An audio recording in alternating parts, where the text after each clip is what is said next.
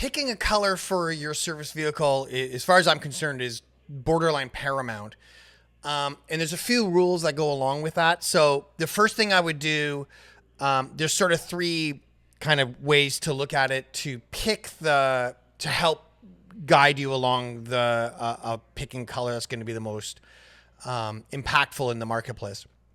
The first thing is anything that is a neutral color or achromatic. So it's like if you think like anything that is white, black, or gray, silver lumps into gray. So black, white, or gray. These are just neutral colors, and they literally are like camouflage. So they just blend right in with literally everything. So clearly, you want to avoid blending in with everybody else.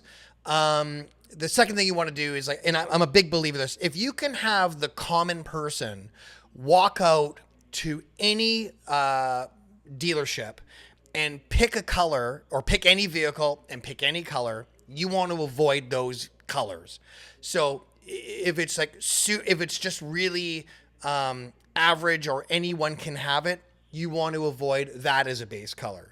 So that goes with obviously black, white, and gray and silver, but also the blue, red, green, gray, whatever it is that you're gonna find, because it's like mediocrity. Like it's like right in the middle of everything. If anybody can pick it, that is not what you want to have to stand out.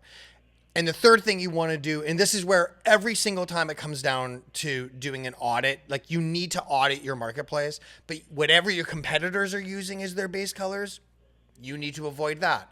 That goes now in with home service businesses, the vast majority of the service vehicles have a white base. That is an enormous amount.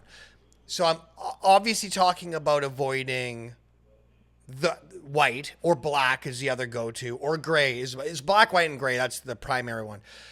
But also the companies, they're the big companies. So like Coca-Cola red or Home Depot orange, the Amazon trucks. If you're, Shaw vehicles, Rogers vehicles, Amazon. Oh, I said Amazon. But like these colors, you want to avoid those colors, because you're not just trying to stand out or compete with your direct competitors. And the point I'm trying to make even with like that mediocrity comment or whatever the case may be, you're competing with everything. You're competing with all of the vehicles out there. You're competing with storefronts. You're competing with signage. You're competing, of course, with your direct competitors. So in order for you to be remembered, in order for you to make that professional impression, you need to be memorable from everything that's out there. So you need to audit who your direct competitors are out. And then of course part of that audit is get a feel for it. It's like, yeah, man, like even what I was saying with the achromatic vehicles. I mean, I think I was doing some research. I think it was in 2024 toward 2023, the most common vehicles that are sold and pumped out into the world are achromatic, or black, white, and gray. So you want to avoid that at all cost. And that's going to help that'll help you determine what not to do.